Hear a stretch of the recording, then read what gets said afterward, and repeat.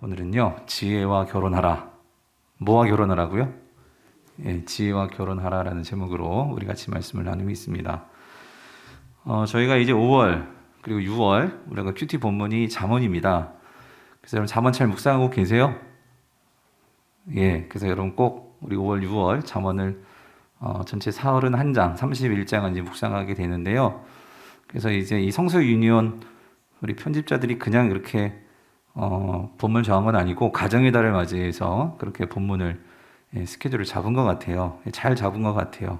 그래서 부모들이 자녀들을 잘 말씀으로 양육할 수 있도록 잠언이 그런 말씀이잖아요. 자녀들에게 하나님의 귀한 말씀을 가르치는 그 말씀이기에 우리가 본문을 같이 이제 묵상을 하는데요. 오늘 이 잠언은요, 여러분 그러니까 사물의 이치, 그러니까 세상의 이치, 이치에 대한 그 진술이 잠언입니다. 잠언.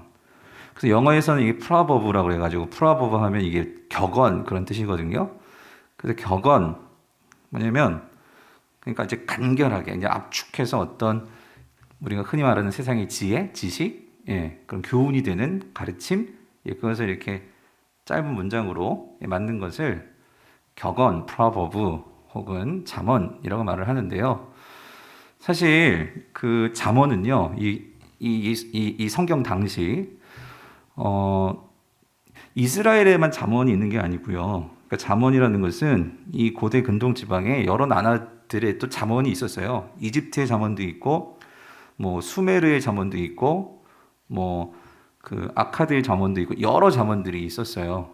그런데 지금 우리가 가지고 있는 것은 하나님의 잠언이죠. 이스라엘 백성들의 잠언이에요.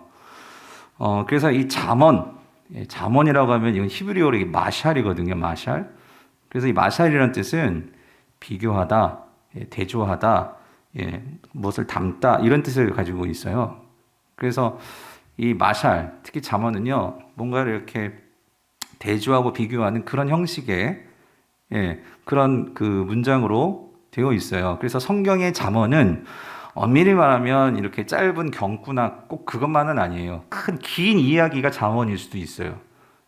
그게 이제 세상에서 말하는 프라버브하고 좀 다른 건데, 그래서 다른 점이라면 잠언은 어떤 직접적인 어떤 그런 표현이라기보다 뭔가 이렇게 비유를 듭니다. 그리고 어떤 그림으로 이렇게 어떤 진리를 이해할 수 있도록 그렇게 그림 언어로 그렇게 설명해 놓은 게 성경의 마샬이에요. 그래서 때로는 이게 긴 비유가 될 수도 있어요. 그게 이제 오늘 우리가 보려는 한 부분이기도 한데, 그래서 잠언 1장부터 9장까지가 긴 지혜에 관한 이게 잠언이에요. 긴 이야기죠, 사실. 1장부터 9장까지가 한 어떤 이야기의 스토리거든요. 그런 구조도 가지고 있고. 아무튼 여러분 잠언은 그러니까 하나님의 어떤 지혜를 어떤 비유의 방식을 통해서 그 가르쳐 주시는 그 내용이죠. 그래서 여러분들 흔히 우리가 잠언을 누가 썼냐라고 할 때 우리가 흔히 솔로몬 그렇게 생각하는데요. 사실은 솔로몬이 잠언을 다 기록한 건 아니에요. 잠언의 구조를 보면 이렇습니다. 그 1장 1절부터 7절이 서론이거든요. 그래서 우리가 1절을 보면 거기 솔로몬의 이름이 나오죠. 그래서 여러분 성경책 한번 이렇게 보세요. 보시면 거기 솔로몬의 잠언이다 라고 나와 있지만 이 잠언 전체가 솔로몬의 다 잠언은 아니고요. 솔로몬의 그 잠언이 많이 담겨 있죠. 우리가 가진 잠언 속에. 근데 그게 다는 아니다.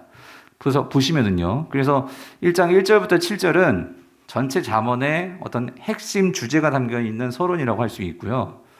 1장 8절부터 9장까지가 한 전체의 지혜에 관한 이야기예요. 이게 첫 번째 가르침이죠. 그리고 나서 이제 10장부터 31장이 어떤 개별 잠언들을 모아놓은 모음집이에요. 모음집. 그러니까 한마디로 말해서 잠언이라고 하면 이건 어떤 그 잠언들의 선집이라고 할 수 있어요. 그 이유가 이제 10장부터 이제 22장 16절까지가 정말 솔로몬이 정리한 잠언이고요. 그리고 22장부터 이제 24장 34절까지가 누군지 모르지만 아무튼 지혜자의 잠언이 또 거기 담겨 있고, 그리고 25장부터 해서 29장까지가 다시 솔로몬의 잠언을 모아놨고, 예, 그리고 30장이 이제 아굴의 잠언, 그리고 31장 1절부터 9절이 르무엘 왕의 잠언, 그리고 31장 10절부터 31절이 마지막 잠언의 결론이기도 하면서 우리가 너무나 잘 알고 있는 이 현숙한 여인에 관한 노래라고도 할 수 있고 시, 이게 잠언이에요. 그러니까 잠언은 다 솔로몬이 쓴 건 아니고 여러 잠언들을 모아놓은, 예, 그런 잠언의 선집이다. 우리가 그렇게 이해할 수 있겠죠. 자, 근데 여러분,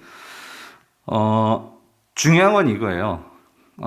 솔로몬뿐만이 아니라 왜 제가 이야기를 왜 하냐면 하나님의 백성으로서 이스라엘 백성들 가운데 특별히 지혜에 대해서 관심이 있던 사람들이 이 잠언을 쓰고서 그걸 모아놨는데 이 사람들이 공통적으로, 그러니까 아까도 말씀드렸죠. 세상의 잠언들도 많단 말이에요. 이 말은 세상에도 지혜가 있죠. 그렇죠? 세상에도 지식이 있죠. 그런데 세상의 지식과 세상의 지혜와 하나님의 지혜의 차이가 뭐냐는 거죠.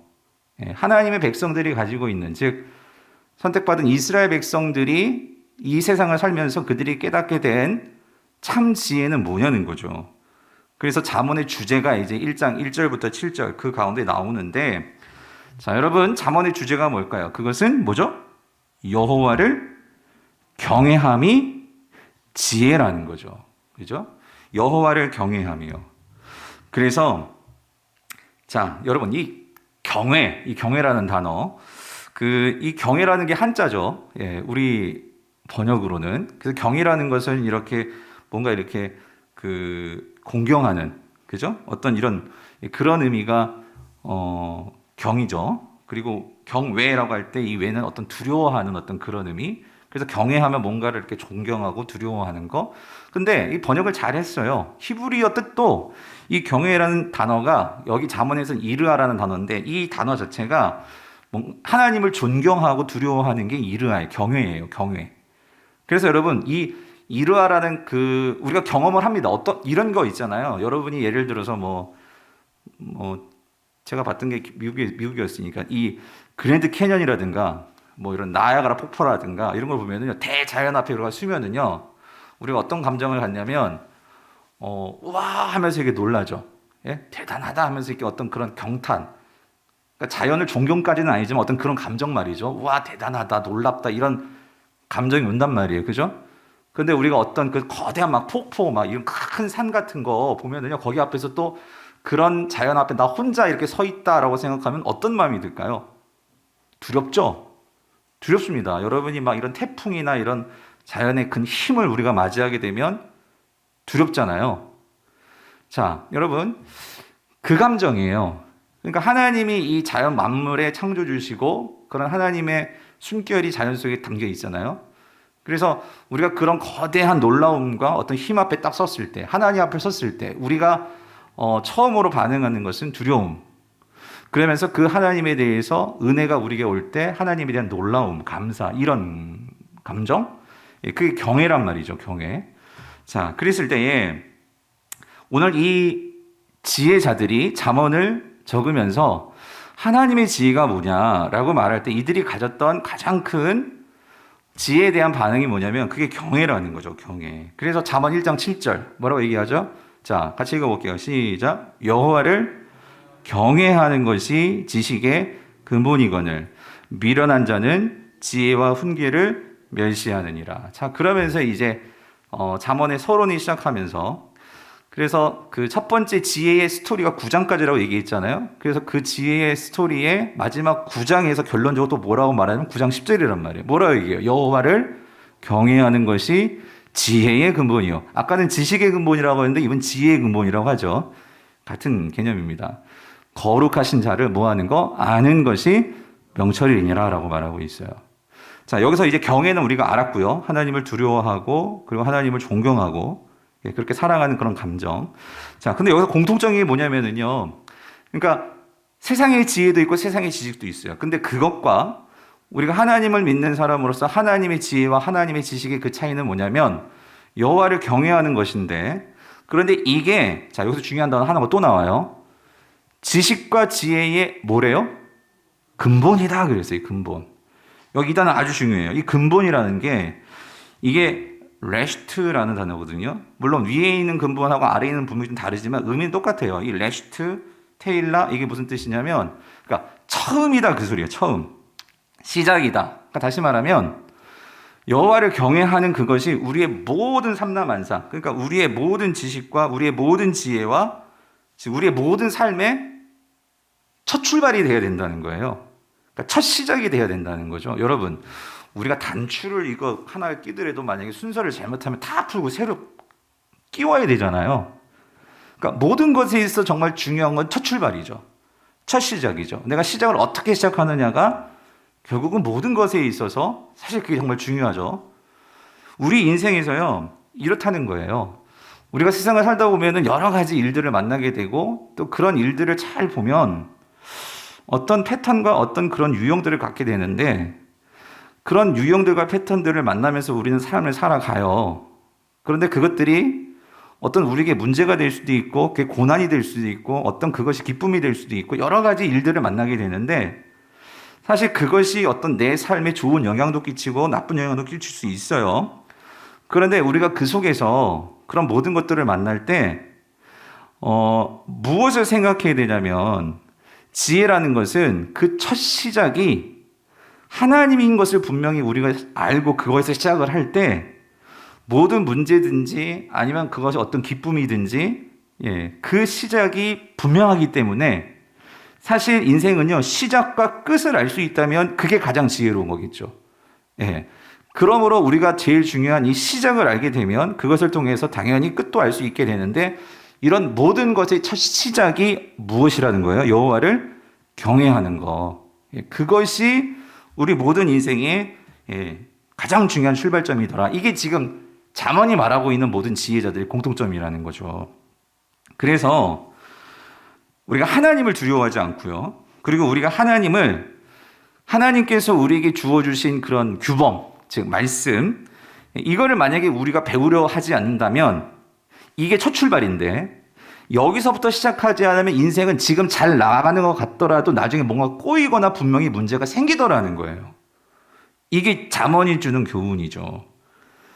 그러므로 우리가 인생의 그 첫 출발이 여호와를 경외하는 것으로부터 시작이 되기 때문에 그렇다면 우리 인생이 마지막이 단추가 잘 깨어지려면 우리 인생에서 어떤 태도, 우리가 이제 인생길을 살아가야 되는데 그 인생길을 살아갈 때 어떤 태도를 갖는 게 정말 지혜로운 태도일까? 그래서 잠언에서 이 아버지가 끊임없이 아들에게 가르치는 게 뭐죠? 여호와의 말씀을 마음속에 새기고 그 말씀을 기억하고 그 말씀을 묵상하며 살아야 돼. 이거를 계속해서 강조를 하고 있는 거죠. 그러므로 그 하나님의 말씀을 알고 그리고 그 말씀 앞에 순종할 수 있는 자가 어떤 자다? 지혜로운 자다. 이것을 잠언은 강조하고 있는 거예요. 그러므로 우리가 이렇게 하나님의 이 말씀, 하나님의 어떤 그 지혜를 가지고 산다면 인생의 모든 문제를 풀 수 있다라는 것이 잠언이 우리에게 주고 있는 교훈이죠. 자, 근데 여러분, 성경은 참 오묘해요. 뭐냐면 우리가 가지고 있는 지혜서가 잠언만 있어요? 또 뭐도 있어요? 뭐 있죠? 지혜서라고 하면 뭐가 지혜서냐면요, 잠언, 전도서, 욥기, 이게 지혜서입니다. 그래서 특별히 욥기는 한 스토리니까 이걸 차치하고라도 잠언을 우리가 솔로몬이 일단은 많이 썼죠. 마찬가지로 전도서는 솔로몬이 그것을 기록한 부분이 있잖아요. 그래서 우리가 잠언과 전도서만 가지고 좀 비교해 본다면 이 전도서도 우리에게 지혜를 주는 책이거든요. 근데 이 두 책, 잠언과 전도서만 놓고 비교하면 너무나 달라요. 그래서 이 잠언은 어떤 면에서는 우리에게요 어떤 규범적인 지식, 그러니까 뭐냐면 뭔가가 이게 딱딱 맞아 떨어지는 그런 지식을 우리에게 전해준다면, 그러니까 이렇게 살면 우리의 길이 이러한 축복을 받고 이런 형통을 누릴 수 있어 하는. 그래서 어떤 학자는 이걸 규범적 지혜라고 얘기를 하기도 해요. 규범적인 지혜, 그러니까 딱딱 이렇게 곧게 서 있는 그런 지혜. 가르쳐 준다면 전도서는 조금 뭔가가 삐딱해. 예. 그래서 이렇게 전도서를 읽다 보면 이게 헛되고 이런 말투 자체도 예. 그러면서 이 전도서는 우리에게 어떤 지혜를 주냐면 그러니까 잠언이 예상하지 못한 인생이라는 게요. 이게 딱딱 맞아 떨어지는 게 아니란 말이죠. 그렇기 때문에 인생을 살다 보면 우리가 생각하지 못했던 문제들이 일어난단 말이에요. 그래서 이런 경우죠. 아니 왜 하나님이 계신데 왜 내 삶은 이렇게 항상 이렇게 잘 안 풀리냐 말이야. 잠언의 말씀처럼 그렇게 순종하며 살았는데 왜 내 인생이 이렇게 어렵지? 하는 그런 경우들도 생길 수 있더라는 거죠. 그래서 그런 부분에 대해서 그러니까 하나님께서 우리의 인생 가운데 우리가 어떤 예상할 수 있는 그런 처음을 알아서 마지막을 볼 수 있는 그런 예상치도 있겠지만 여러분 근데 한 가지 한번 생각해 보세요. 내가 만약에 잠언의 박사학위를 따고 잠언을 내가 확실히 다 알았어. 그래가지고 하나님의 모든 지혜가 뭔지 꽤 찼어. 그러면은 여러분 한번 생각해 보세요. 만약에 그런 사람이 난 잠언을 다 알았어 하고 세상을 보면서 막 세상에 대해서 당신의 문제는 이거고 저거고 저거 막 이렇게 한단 말이에요. 그럼 그 사람 마치 뭐가 되는 것처럼 보일까요? 자기가 뭐처럼 생각할 수 있을까요? 하나님처럼 생각하지 않을까요? 하나님의 모든 지혜를 내가 알았다 생각해가지고 처음과 끝을 내가 다 안다 하면 어떤 의미에서 하나님보다 더 큰 사람이 될 수도 있겠죠. 그러니까 그런 면에서 전도서는 우리에게 뭘 가르쳐 주냐면요. 이런 거예요. 맞아요. 우리가 하나님의 말씀을 따라 바르게 순종하면 당연히 하나님의 그 뜻을 따라 우리가 어떤 예상되는 길로 나아갈 수 있겠지만 하나님은요. 우리의 지혜를 뛰어넘으시는 분이시죠. 그러니까 하나님은 하나님 자체는 뭔가 가침이 없고 하나님의 그 삶과 하나님의 그 방식과 하나님의 그 모든 지혜는 그러니까 인간의 모든 것을 다 뛰어넘는 그런 지혜이시잖아요. 그러니까 그런 면에서 그런 관점에서 지혜자이 그러니까 그런 면에서 이 전도서의 어떤 지혜는 그러니까 우리에게 뭘 말해주느냐? 그러니까 이게 삐딱한 지혜라는 건 뭐냐면 우리가 예상치 못하는 그런 삶에 대한 어떤 통찰 그런 지혜를 준단 말이죠. 그래서 여러분 제가 이 얘기를 왜 하냐면 우리가 전도서를 읽었으면 그건 세트로 봐야 돼요. 그러니까 잠언을 봤으면 전도서와 이것을 같이 세트로 보는 게 더 중요하다. 그리고 더 깊은 뜻을 알 수 있다면 사실 욥기가 정말 힘든 책이거든요. 그래서 어떤 신학자는 그렇게 따져요. 잠언은 초등 단계, 전도서는 중등 단계, 그리고 욥기는 가장 고등 수준의 지혜라고 그렇게 얘기를 한단 말이죠. 그래서 잠언은 그러니까 이런 모든 지혜의 가장 베이스예요. 기본이에요. 그거를 이해해야 하기 때문에 오늘 우리가 이제 그 베이스를 좀 잠시 잠언을 조금 살펴보려고 하는데요. 그 예전에 제가 이제 목회 박사과정에서 이 지혜서를 공부할 기회가 있었어요. 그래서 그때 그 벤게메린이라는 그 교수님이 이 지혜서를 이렇게 가르쳐 주시면서 그런 말씀하셨는데 참 그런 비유를 드셨는데요. 우리의 인생은 마치 이렇게 굽어진 세상과 같다라는 거예요. 예. 그러니까 이게 무슨 말이냐면, 자, 보세요. 결국 우리가 우리의 인생을 살아가면서 이게 만약에 평지라면, 그러니까 여기에서, 이게 평지라면 여기서부터, 그러니까 이 시작부터 끝까지를 우리가 알 수 있을 거예요. 쫙 보이니까. 그렇죠? 그 앞이 보이니까. 그런데 우리의 인생은 그렇지가 않다는 거죠. 우리는 살다 보면 인생이 굽어져 있다는 거예요. 그러니까 굽어져 있기 때문에 저 건너편을 우리가 알 수 있어요? 알 수가 없는 거예요. 그러니까 우리 인생에 굴곡이 있다는 거죠. 그러니까 아무리 예상을 하려고 해도 볼 수가 없는 거예요. 그래서 우리에게는 뭐가 필요하냐면, 그러니까 처음과 끝을 알고 있는 뭐가 필요할까요? 그 지혜가 필요하다는 거죠. 그런데 그 처음과 끝을 알 수 있는 분은 누구일까요? 하나님 뿐이시라는 거지. 그러므로 우리가 인생에서, 우리의 이 굽어진 인생길에서 우리는 누구를 만나야 되냐면, 누구를 만나야 될까요? 참 지혜자이신 하나님을 만나야 된다는 거예요. 아, 그렇게 설명하시는데, 나 와 닿더라고요. 우리의 인생이 굽어져 있는 그 길에서. 그래서 여러분 보세요. 여러분의 길이요, 이렇게 평평합니까? 가다 보면은 막 구렁텅이 빠지기도 하고, 그렇지 않아요? 때릴 때는 막 뭔가 인생에 성공하려고 막 올라가는데, 어디가 끝인지도 모르겠고, 그래서 우리가 인생길이 참 힘든 거예요. 내가 어디에 있는지도 모르겠고, 또 어디까지 가야 되는지도 모르겠고, 그러다 보니까 우리의 인생길이 힘든데, 그런데 그런 인생길에서 우리의 참 지혜자이신 하나님을 만난다면, 그 하나님이 나의 동행자가 되어주시고, 내가 넘어질 때마다 나에게 내가 가야 할 길이 어디이고 가야 할 방향이 어디이고 이거를 우리가 알 수 있다면 여러분 그것만큼 우리에게 큰 축복이 어디 있겠냐는 거죠. 여러분 아멘이십니까? 그거를 말해주고 있는 게 잠언이라는 거예요. 잠언. 자, 그런데 세상의 지혜는 뭘까요? 그런 하나님을 배제하는 거죠. 하나님을 배제하고 인간 스스로가 이 현상과 이 상태와 이 본질을 추구해서 내가 지식을 재구성해서 그 지식을 가지고, 다시 말하면 그게 경험이죠. 그걸 가지고 인생을 살아가는 것이 세상의 지혜라는 거예요. 지혜. 그래서 여러분 세상은 철저하게 하나님을 배제합니다. 그러니까 하나님을 배제하니까 인간의 하나님은 우리의 성을 남성과 여성을 정해 주셨잖아요. 근데 요즘 세상을 보세요, 여러분. 하나님이 배제하니까 남성과 여성만 있는 게 아니라 여러 가지 혼란스러운 성들이 많아요. 무슨 말인지 되시죠? 예.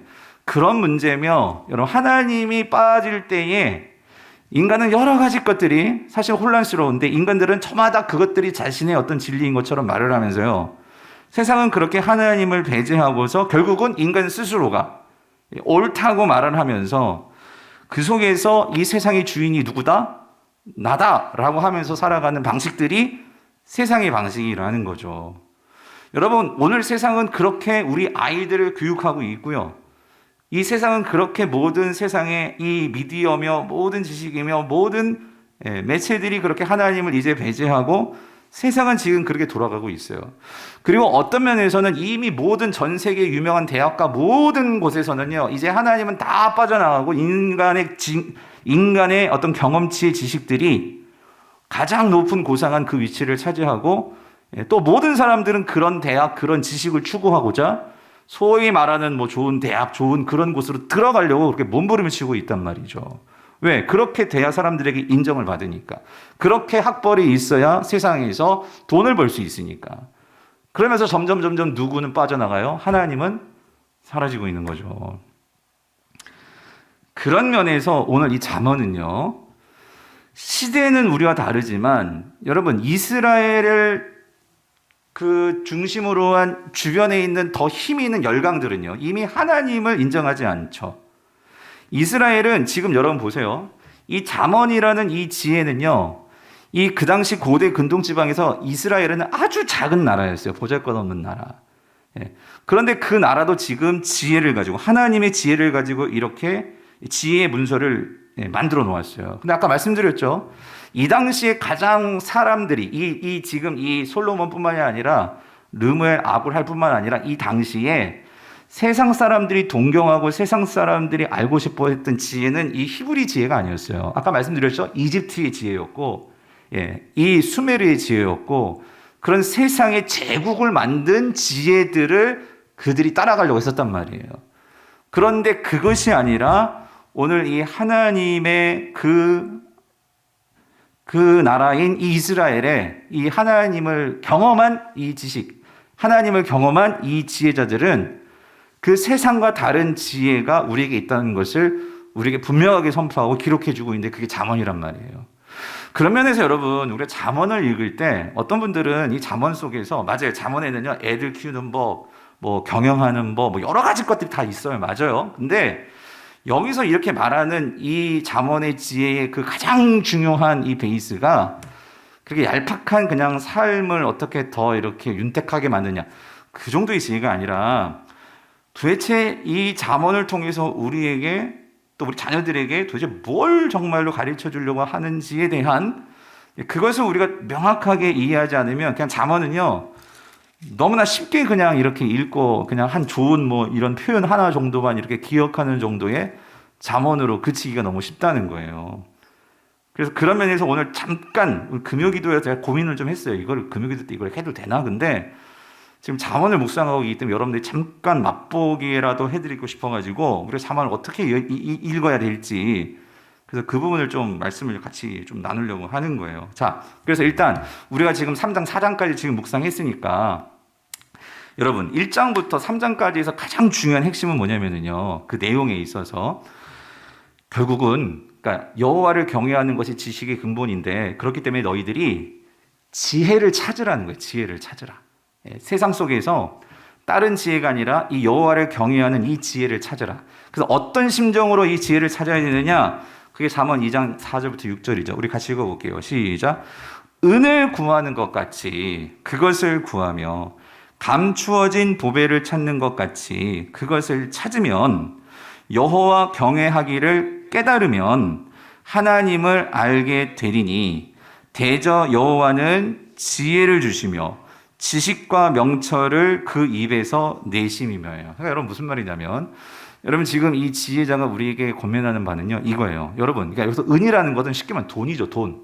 그러니까 세상 사람들 다 돈 좋아하잖아요. 예. 뭐 우리도 돈 싫어할 사람이 누가 있겠어요. 그런데 우리가 돈을 찾듯이 그러니까 우리가 정말 그 소중한 것을 얻으려고 하고 찾으려고 하는 것처럼 근데 그것보다도 뭘 찾으라고요? 뭘 구하라고요? 지혜를 구하라. 근데 지혜가 뭐예요? 결국은 여호와 경외하는 거. 이거를 찾으라는 거예요. 이거를 구하라는 거예요. 만약에 여러분 지금 여기에 여러분 내가 여기에 금덩어리 하나 숨겨놨어요. 예. 찾으시면 여러분 거예요 하면 우리가 어떻게 찾을까요? 뭐 열불 뭐 하여튼 막 두 눈을 그냥 예? 크게 뜨고 찾지 않겠어요? 그러니까 삶 속에서요. 잠언이 우리에게 말해주는 바는요.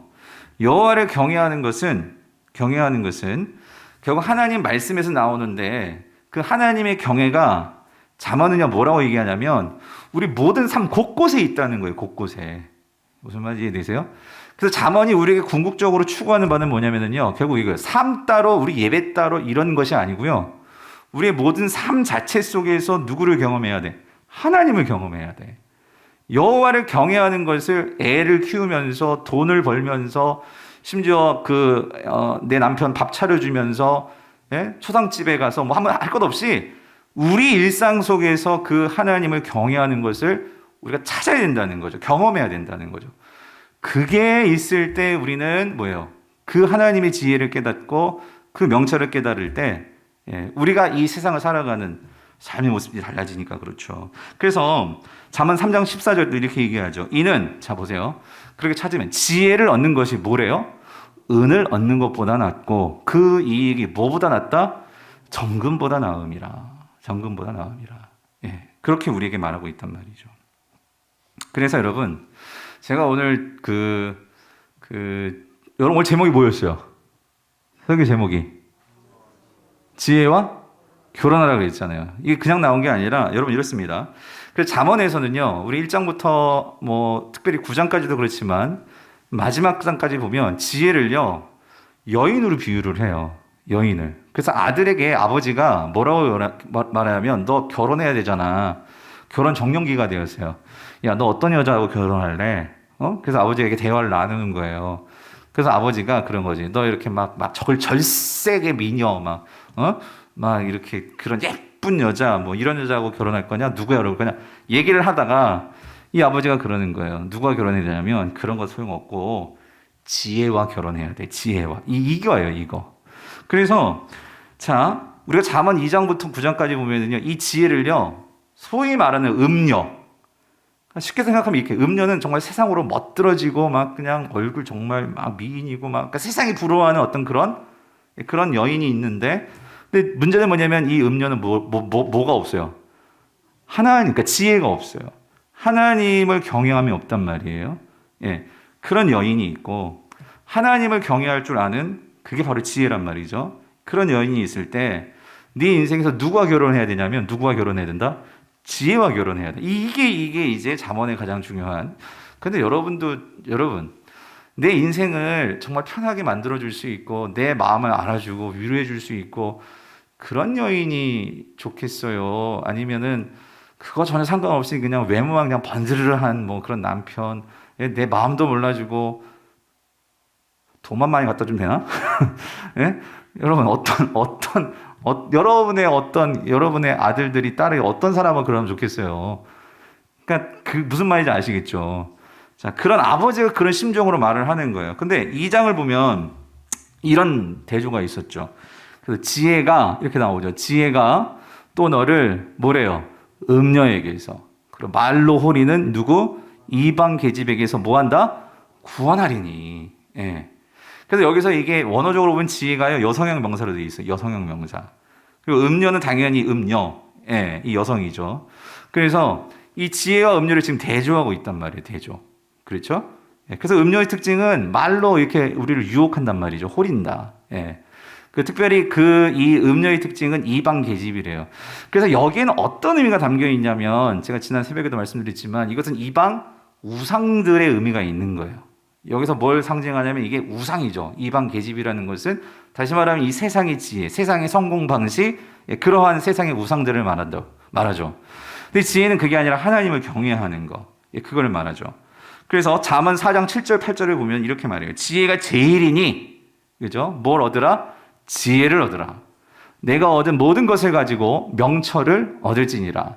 8절, 그를 높이라. 그리하면 그가 너를 높이 들리라. 만일 그를 품으면, 뭘 품는 거죠? 지혜를 품으면, 그가 너를 어떻게 해준대요? 영화롭게 하리라. 이렇게 되어 있어요. 그래서 이게요, 히브리어도 그렇지만 영어 번역이 이거를 그 성을 이렇게 잘 써서 대명사를 그 여성으로 해놨어요. 이스팀, 허. 그러니까 우리 성경은 그랬지만 이게 여성이란 말이에요, 여성. 그러니까 그녀를 높여주고. 그러면 이게 she가 지혜란 말이죠. 그녀가 너를 exalt, 높여줄 거, 칭송해 줄 거고. 여기 embrace, 허 그랬잖아요. 그녀를 끌어안아라. 그래서 제가 여기서 따온 거죠. 이게 뭐냐면 그녀를 끌어안다는 것은 결혼하라 그런 의미란 말이에요. 결혼. 아내로 삼아라. She will honor you. 너를 영화롭게 해줄 거다. 뭐가? 지혜가. 이거를 말해주고 있단 말이죠. 그러면 여러분 이겁니다. 왜 잠언이 왜 이 지혜를 여성으로 표현을 하고 이 지혜를 선택하고 지혜와 결혼하라고 하는 것일까요? 왜? 그러니까 여기서 이 지혜와 결혼한다, 지혜를 품에 안는다, 그러니까 이런 말이, 그러니까 여호와를 경외한다는 것이 그냥 이렇게 우러러보고 높이고 그거 단어적으로는 그거지만 이것이 정말로 내포하는 지혜에 대한 우리의 반응은 뭘 강조하는 것일까요? 결국 결혼이라는 것은, 결혼의 가장 중요한 건 뭐죠? 돈 벌고 결혼하면 절대 결혼이 이게 안 돼요. 연합이 안 됩니다, 부부가. 즉 여기서 지혜를 품고 그리고 지혜와 결혼하라, 그 의미는 지혜와 연합을 이루어라, 이제 그 의미거든요. 연합을 이루어라. 진정한 한 몸이 되어라. 그 의미거든요. 그러니까 즉 다시 말하면 여러분 이렇습니다. 여호와를 경외하는, 즉 이 지혜를 우리가 얻게 되는 그 첫 출발이 뭐냐? 그거는 관계에서 시작이 된다는 거. 관계. 그럼 누구와의 관계? 지혜의 관계. 다시 말하면 하나님과의 관계에서 출발이 된다는 거죠. 즉 여호와의 관계를 떠나서는 어떤 지혜도 얻을 수 없다는 거예요. 내 삶에. 그렇죠? 그래서 자, 우리가 3장이요. 3장. 오늘 읽었던 3장 1절에서 이렇게 말하는 거죠. 내 아들아, 나의 법을 잊어버리지 말고 너의 마음으로 나의 명령을 뭐하라? 지키라. 이거예요. 지키라. 여기서 중요한 동사가 잊어버리지 않는다. 이건 다시 말하면 기억한다 라는 말과 명령을 지킨다, 이 말이었어요. 근데 여기서 이 나의 법, 이 말은 나의 명령, 이것은 곧 하나님의 말씀이죠. 즉 아버지가 하나님의 말씀을 먼저 가지고 살았고 그거를 경험했기 때문에, 즉 아버지가 먼저 하나님의 말씀과 결혼을 했어요. 결혼한 경험이 있어요. 그렇기 때문에 너도 그런 여자를 만났으면 좋겠어. 다시 말하면 그런 지혜와 결혼했으면 좋겠어. 이런 의미란 말이에요. 그래서 여기서 이 잊어버리지 않는다, 즉 기억한다, 이 말은 뭐냐면 이 단지 이렇게 머리로 이렇게 우리가 그냥 머리로만 아는 그 기억을 말하는 게 아니죠. 히브리의 이 기억한다.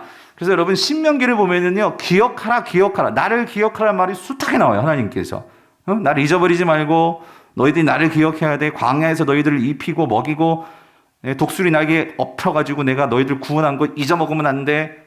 어디 들어갔을 때, 가나안 땅 들어갔을 때 하나님께서 이것을 계속 강조하거든요. 그러니까 여기서 잊어버리지 않는다, 기억한다, 이 말은 뭐냐면요, 결국 하나님께서 단지 머리로만, 그게 아니고요, 이거는 내 몸이 기억해야 되는 거예요. 내 몸이. 그러니까 그래서 명령을 지키라, 이 말은 뭐냐면요, 내 삶으로 지키는 거죠. 그러니까 여러분, 하나님을 기억하는데 그냥 문자적으로 기억하는 게 아니에요. 지금 이건 뭐예요? 삶으로 내 몸이 기억할 수 있도록 만들어야 한다는 소리죠. 그래서 3절이 나왔던 거였죠. 3절. 3절 보니까 뭐라고 얘기하고 있어요? 인자와 진리가 내게서 어떻게 해요? 떠나지 말게 하고.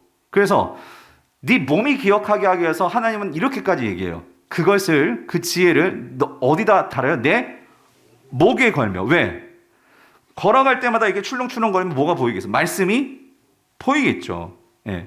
항상 그것을 기억하고, 아, 맞아. 하나님께서 그렇게 말씀하셨고, 이게 지혜야. 그래서 그렇게 살 수 있도록. 그래서 결국 그렇게 기억함을 통해서 결국 어디에 말씀이 새겨져야 되냐면 어디에? 마음판에. 그러니까 마음판에 새겨진다는 것은 결국 내면화가 되는 거예요. 말씀이 그냥 이렇게 읽는 말씀이 아니라 이게 나의 삶으로 각인이 되는 거죠. 무슨 말인지 이해되세요? 하나님은 그거를 지금 말씀을 하시는 거예요. 즉, 그런데 여러분 보세요. 여기서 아까 내 명령, 내 명령, 나의 법 그랬는데 여기 3절에서는 그게 뭐로 바뀌었어요? 인자와 진리라고 했잖아요. 그죠? 그래서 인자는 하나님의 헤세드를 말하는 거예요. 하나님의 그 언약의 그 사랑, 하나님의 그 언약적인 긍휼하심 뿐만 아니라 이 진리. 진리는 뭐냐면 그 하나님의 언약에 대한 신실하심. 이거를 우리가 그냥 머리로만 하냐. 이거를 내 삶으로 그것을 체득해야 돼. 이거를 내가 정말 그거를 깨닫게 될 때, 그래서 그것을 가지고 내가 내 삶으로 알아서 내 삶에 이거 내면화가 될 때, 여러분 그때 내가 뭐가 되냐면 나도 지혜로운 사람이 되는 거죠. 지혜자가 되는 거죠. 그렇죠. 그래서 그렇게 이것이 내면화가 되는 것을 오늘 이 지혜를 경험한 이 아버지는 뭐라고 말해주냐면 4절 보세요. 그렇게 될 때, 이게 내면화 될 때 네가 어떻게 된대요? 하나님과 사람 앞에서 어떻게 된대요? 은총과 귀중히 여김을 받으리라요. 그러니까 하나님께서 그런 너를 뭐한다? 귀중히 여기고, 근데 또 중요한 거 있어. 하나님만이 아니라 사람들도 너를 어떻게 해요? 귀중하게 여길걸? 이렇게 얘기한단 말이죠. 그럼 왜 하나님과 사람들 앞에서 우리가 귀중하게 여김을 받느냐? 즉, 하나님의 지혜가 내 삶에 이게 내면화가 돼가지고 그렇게 내가 그 하나님의 지혜로 사는 그런 삶이 될 때 하나님과 사람들이 나를 귀중하게 여기게 된다. 왜 그러느냐? 그래서 이것을 2절에서는 이렇게 설명을 했었어요. 2절 보니까 그리하면 뭐래요? 그것이 네가 어떻게 돼요? 장수하여 많은 해를 누리게 하며 뭘 더하게 하리라? 평강을 더하게 하리라. 여러분 여기서 중에 핵심은요. 이 평강이 있습니다. 평강. 여러분 이 세상에서 가장 장수할 수 있는 비결은요, 마음이 어떻게 될까요? 편안해야 합니다. 여러분, 아무리 내가 오래 살아도 우리 집구석이 막 지옥이고 애들이 난리 법석이고, 그럼 오래 살고 싶겠어요? 아니요. 빨리 떠나고 싶죠. 빨리 천국 가고 싶죠. 그런데 여러분, 진짜 장수가 뭐냐면, 장수는 이거죠. 결국 하나님과 사람 앞에서 내가 어때요? 마음 편안한 상태가 될 수 있는 거. 여러분 그게 진짜 장수 아니겠습니까? 다시 말하면 이거죠. 여기서 평강을 누리게 된다. 이게 장수란 말이에요. 이게 성경이 말하고 있는 가장 핵심 샬롬을 누리는 거죠. 성도님들 참 우리가 살면서요. 저도 하나님께 기도하는 것은 그러니까 우리가 살다 보면 그러니까 생각하지 않았던 일들 난 정말 잘하고 싶었는데 여러분 다 마찬가지일 거예요. 잘하고 싶었는데 뭐가 일이 내 생각대로 안 될 때가 그렇게 있어요. 그러면 우리가 살면서 옹아진 것들 매 순간순간마다 마음이 막 출렁출렁거리고 막 요동치고 난리 법석을 치잖아요. 그러니까 그것 때문에 너무 힘든 거지. 근데 하나님께 기도하는 것은 뭐냐면 그래서 여러분 성경이 말하는 지혜는요. 죄송하지만 연세가 있다고 해서 또 다 지혜로운 게 아니고요. 또 나이가 젊다고 해서 지혜롭지 않은 것도 아니에요. 그러니까 성경이 말하는 하나님의 지혜는 흔히 세상에서는 그렇게 말하죠. 연륜이 있다. 연륜 말하잖아요. 그렇죠? 근데 하나님의 지혜는 사실 연륜과 상관이 없어요. 내가 나이가 어려서부터 하나님을 경외한다면 지혜로운 자가 될 수 있는 거고요. 내가 정말로 나이가 들었고 신앙생활 오래 했고 하나님 안다고 하지만 하나님을 경외함을 모른다면 그 사람은 여전히 신앙적으로는요. 영적 아이일 수 있어요. 그러니까 하나님의 지혜라는 것은 사실 나이를 초월하는 거예요. 하나님의 지혜라는 것은 내가 어떤 상황에 있든지 하나님을 경외함을 알아서요. 하나님 앞에서 두려워하고 그리고 하나님 앞에서 기뻐할 때 이것이 정말 있을 때 여러분 우리가 사람을 우습게 여긴다는 게 아니고요. 어떤 사람을 만나도 하나님을 정말 경외함을 아는 사람은 사람 앞에서 법을 떨지 않습니다. 여러분 무슨 말인지 이해되세요? 사실 그런 자들이 다니엘이었고, 예, 그런 자들이 다니엘의 세 친구들이었죠. 예, 경외함을 아는 자들의 특징. 그러니까 여러분 우리가요, 사실 저도 옛날에 이 막 잠언을 읽으면서 뭐 한때는 막 제가 음악 한다고 했을 때 막 이거 갖고 막 노래도 만들고 막 작곡가 가겠다고 막 그래가지고 하나님 앞에서 잘 보이면 될 줄 알고 막 그런 적도 있었어요. 근데 진짜 중요한 건 뭐냐면은요, 여러분. 그러니까 이 여호와를 경외한다는 게 이거 교회 다니면서 이거 모르는 사람 누가 있습니까? 근데 진짜 경외가 뭔가 우리가 여러분 정말 여호와를 경외하는 게 지혜라고 그러는데 여러분 우리가 얼마나 이걸 사모하십니까? 아까 말했죠. 이거를 뭐 찾는 것보다 더 귀중하게 여겨야 된다고요? 은을 찾는 것보다도. 예. 왜 그러냐면 이거예요, 여러분. 하나님과 사람 앞에서 은총과 귀중히 여김을 받으리라. 이 말은요, 여러분, 요즘 참 우리가 이 나라를 보면서 너무나 안타까운 게 뭐냐면은요, 어떤 공직에 있으신 분들이나 뭐 어떤 분들이나 이 참 얼마나 여러분 이렇게 청문회 같은 거 너무 가슴 아프지 않아요? 그러니까 그렇게 나와가지고 탈탈탈 털리니까, 예? 그게 탈탈탈 털려가지고 막 그 공직을 놓고 뭐 정말 이런 수치가 어디 있습니까?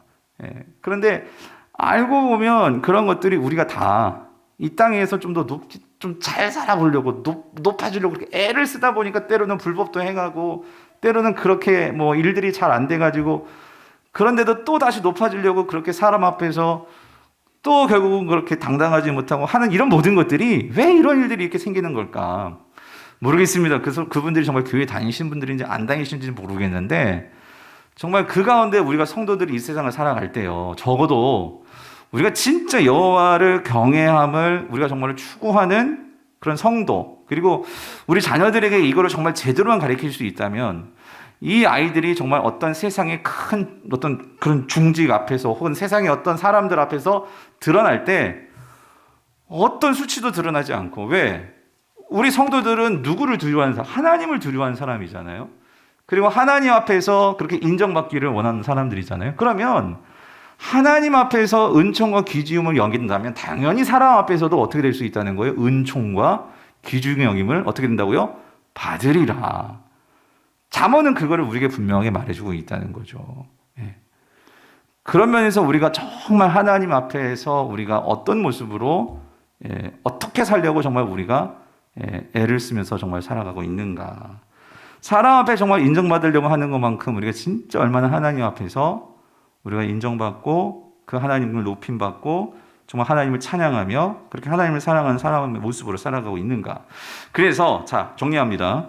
우리가 어떻게 해야 이렇게 하나님과 사람 앞에서 은총과 귀중히 여김을 받고 이 마음의 샬롬을 누리며 살 수 있느냐.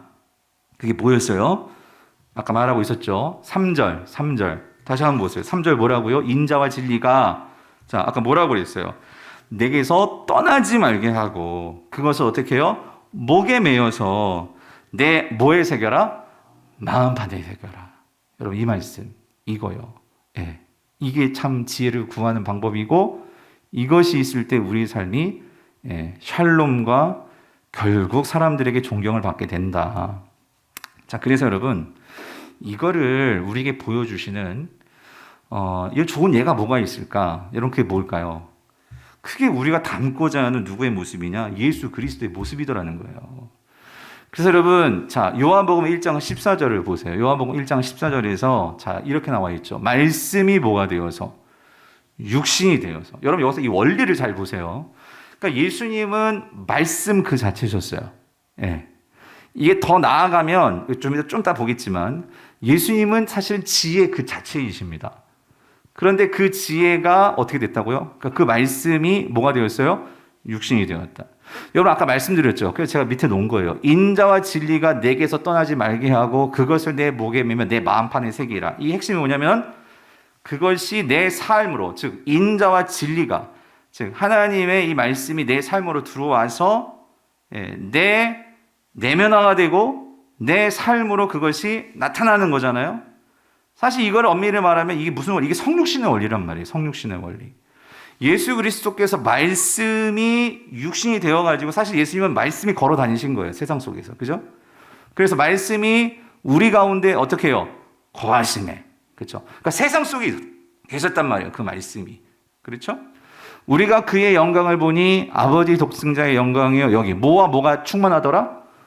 은혜와 진리가 충만하더라. 그러니까 예수님은 이 땅을 살아가셨는데 예수님은 말씀이 삶으로 그게 나오시는 거지. 그렇게 사시는 거지. 그래서 사람들은 그걸 보면서 뭘 보냐면 그 예수님 안에 은혜와 진리가 충만한 걸 보는 거예요. 근데 여러분 이게요. 잠언 3장 3절 한번 보세요. 여기 인자 이게 뭘까요? 이게 헤세드 이게 은혜입니다. 진리 앞에 나왔던 그 진리 똑같잖아요. 즉 인자와 진리가 우리도 마찬가지라는 거예요. 구약 백성들도 지금 뭘 보고 있냐면 참 지혜를 이렇게 보고 있는 거죠. 그럼 하나님의 진리와 하나님의 그 은혜가 우리의 삶 속에서 내 삶에 내재화될 때 결국 그것을 통해서 우리가 그렇게 살아갈 때 우리도 그 하나님의 백성으로서 은혜와 진리가 즉 아버지의 영광이 드러나는 삶을 구약 백성들도 그렇게 살았던 거예요. 그게 참 지혜의 모습이고 그게 지혜를 따라가는 성도의 모습이지. 성도의 모습.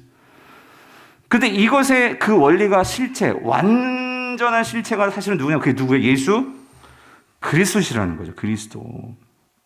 그래서 여러분 오늘 우리 성도들도 마찬가지예요. 우리는 완전한 계시, 구약과 신학의 완전한 계시를 가지고 있죠. 그러면 우리가 예수 그리스도를 바라보면서 여러분 우리는 어떻게 살아야 되느냐? 여러분 정말 지혜롭게 살길 원하시잖아요? 그럼 아주 간단하게 말씀드릴게요. 여러분이 매일매일 하루 사시면서 내가 붙들고 사는 말씀이 있냐는 거예요. 붙들고 사는 말씀. 그 말씀을 듣고 내가 살려고 정말 실천하고 애쓰는 그런 몸부림이 있냐는 거죠. 여러분 그게 여러분을 지혜롭게 만듭니다. 네. 저는 우리 모든 성도들이 지혜롭게 되기를 간절히 축원합니다. 특별히 우리 모든 자녀 세대들, 청년들 뿐만 아니라 여러분 우리가 가질 수 있는 경쟁력은 이 세상에서요. 세상의 경쟁력 갖고 승부도 해야겠지만 그거에 앞서서 더 먼저 여러분 보세요. 여호와를 경외하는 것이 모든 것에 뭐라고 해요? 첫 시작이라고 시작. 이게 없이 다른 거 많이 가져도요. 결국은 나중에 다 그것이 무너질 수 있어요. 공든탑이 무너진단 말이죠. 왜? 베이스가 튼튼하지를 못하니까. 그렇다면 우리 젊은이들, 우리 모든 세대들 우리가 정말로 인생을 지금 나 헛살아서 그게 아니라 다시 돌아보면서 하나님께서 우리에게 기회 주셔서 아직까지 생명 주셨잖아요. 그럼 지금 다른 것보다도 무엇보다도 우리가 첫 시작이 정말 이게 견고한지 아닌지를 우리가 점검해 봐야 된단 말이에요. 다른 게 아니라 내가 정말 인자와 진리가 내 삶 속에서 계속해서 내면화되고 있나? 예? 여러분 그걸 꼭 보시기를 바라요. 그래서 자 5절 보세요. 그렇기 때문에 너는 마음을 다하여서 그러니까 네 모든 전 자아를 다하여서 그러니까 여호와를 뭐하고 신뢰하고 너의 뭘 의지하지 말라고요? 명철을 의지하지 말라. 여기서 명철은 나의 지식, 나의 경험, 나의 힘, 내가 가지고 있는 그 무엇이거든요. 근데 그거를 의지하지 말라. 이 말은 뭐냐면요. 그럼 네 지식 다 필요 없어. 그 말이 아니라 자, 요거를 구체적으로 설명해 주는 게 7절이라고요. 3장 7절. 내 명철을 의지하지 말라는 것은요. 여러분 명철 필요해요. 살아가면서. 내 지혜도 필요하죠. 근데 이거 하지 말라는 거예요. 뭐냐면 근데 그걸 갖고 뭐 여기지 말라? 스스로 지혜롭게 여기지 말지어다요. 우리의 문제는 뭐냐면 내가 다 옳다는 거야. 내 생각만 다 옳다는 거야. 예. 그러니까 다른 사람의 이야기를 들어보지도 않고 더 중요한 것은 하나님의 생각을 생각해 보지도 않고 그렇게 사는 거죠. 그러다 보니까 서로 뭐예요? 독불장군이 나오는 거예요. 예. 저도 그게 무서운 거예요. 그게 뭐냐면 우리가 어떤 힘을 갖고 어떤 권력을 갖고 어떤 위치에 올라가면 제일 무서운 게 뭐냐면요. 독불장군 되기 쉽다는 거예요. 누가 얘기해도 저 사람 틀렸어. 내가 맞지. 듣는 것 같아. 듣지만 그러니까 어때요? 내 뜻대로 안 따라주면 다 틀린 거야. 예. 그러니까 모르겠어요. 자기 왕국은 세워줄지 모르겠지만 다른 사람들은 거기에서 피눈물을 흘리는 거지. 여러분 그게 세상의 방식이란 말이죠. 예. 그래서 성도는 제일 중요한 걸 스스로 지혜롭게 여기지 말라. 그럼 어떻게 된대? 내가 정말로 하나님을 섬기고 이웃들을 섬기고 그렇게 살면 누가 우리를 높여줘요? 하나님이 높여주시고 사람들이 나를 높여줄 때가 있단 말이죠. 예. 그래야 되는데 우리의 문제는 뭐냐면 어떻게 하려고? 스스로 높아지려고 그래. 예. 여러분 그거는요. 그게 무지하다는 거예요. 지혜롭지 못하다는 거죠. 자원에서는 그걸 말하죠. 그래서 보세요. 여호와를 경외하며 악을 떠날지어다. 여러분, 악이 뭐냐면요. 이거라니까요. 스스로 지혜롭게 여기는 게 악이라는 거예요. 예. 그래서 다 왔습니다. 이제 6절. 그러면 우리가 어떻게 스스로 지혜롭게 여기지 않고 어떻게 여호와를 경외할 수 있을까? 이겁니다. 3장 6절. 같이 읽어볼게요. 시작. 너는 범사의 그를 어떻게 해요? 인정하라요. 인정하라. 그리하면 내 길을 어떻게 한다? 지도하시리라. 근데 여러분, 여기서 인정이라는 단어가 너무나 중요해서. 근데 우리나라 번역이 틀렸다는 건 아니지만, 이 원래는요, 이 히브리어는 어떤 그 그림 언어가 많아요. 그러니까 뭐냐면, 이 인정하다, 이 동사는요, 원래 야다예요, 야다. 이 야다는, 그러니까, 어떤 의미냐면, 1차적으로는 원래 동침하다 그런 뜻이 있어요. 남자와 여자가 서로 부부 관계를 맺어서 그렇게 동침하는 거. 그러니까 뭐냐면 진짜 연합하는 거죠. 연합하는 거. 여러분, 부부는요, 한 몸이 되는 거죠. 그럴 때 부부는 서로 어때요? 서로를 알죠. 사실 부부가 된다는 것은 허물까지도 모든 것을 다 알 수 있는 존재가 되는 게 부부가 되는 거예요. 맞죠? 그래서 아담과 하와는 에덴 동산에 서로 벌거벗어 있지만 그게 수치가 없었어요. 그런데 죄가 들어오면서 이게 모든 것이 다 감추려고 하니까 이게 문제였지. 야다는요, 그런 거예요. 근데 이게 하나님과의 관계에서도, 하나님과 동침하다, 이건 좀 이상하잖아요. 그러니까 하나님과의 관계에서도 이 야단은 뭐냐면 그렇게 인격적인 하나님과의 관계를 통해서 하나님을 아는 거예요. 아는 거. 잠언의 표현으로 말하자면, 그래서 우리가 지혜와 뭐를 해야 된다? 결혼을 해야 한다는 거예요. 예. 그렇게 연합을 해야 한다는 거지. 그러니까 연합을 한다는 것은 여러분, 우리가 신앙생활을 교회에서만 하고 세상에 나가서 만약에 신앙생활을 하지 않는다. 이게 무슨 말이냐면, 교회에서는 다 우리가 하나님 생각하면서 그렇게 하나님과 결혼한 사람들처럼 보이지만, 많은 경우에 세상에 나가면 하나님과 내가 결혼을 했나? 남남처럼 그렇게 살아가고, 무슨 말인지 이해되세요? 예. 그런 사람들이 많다는 거예요. 잠언이 말하는 것은 너희가 어디에 있든지 무엇을 하든지 너희는 항상 지혜와 함께 있는 부부라는 거지. 연합한 자들이라는 거지. 그렇게 살아갈 때 우리의 모든 일상 속에는 하나님이 드러나게 되고 하나님이 보이게 되고 하나님과 함께 되고, 그 신앙이 결국은 구별됨이 없는 일치된 신앙의 모습들이 나오게 된다는 거죠. 여러분, 아멘이십니까? 예. 그래서 여러분, 자, 우리가 그냥 쓱 지나왔는데, 여러분 31장을 보면은요, 잠언 31장을 보면은요, 여러분 찾아보실래요? 31장을 넘어가시면은요. 자, 그래서 우리가 잠언의 이 결론이기도 하고, 잠언 31장 맨 마지막이 우리가 잘 알고 있는 현숙한 여인에 대한 말씀이잖아요. 그렇죠? 그래서 이 현숙한 여인, 여러분 31장 30절을 보세요. 31장 30절을 보면, 자, 이렇게 나와 있어요. 자, 누가 현숙한 여인을 찾아 어떻게 해요? 얻겠느냐? 그의 값은 진주보다 더하니라. 예, 그렇게 돼 있죠. 자, 그리고 나서 여기 30절을 볼게요. 30절 같이 읽겠습니다. 시작. 고운 것도 거짓되고 아름다운 것도 헛되나 오직 여호와를 뭐하는 여자? 예, 경외하는 여자는 뭘 받을 것이라? 칭찬을 받을 것이라 라고 말을 하고 있는 거예요. 그러니까 여러분, 여기서요, 우리가 이 앞에서부터 잠언을 이렇게 쭉 읽어온 사람은 여기서 이 현숙한 여인을 그냥 진짜 현숙한 여인이라고 그렇게 보지 않고요. 앞에서부터 이 현숙하다, 이 지혜롭다잖아요.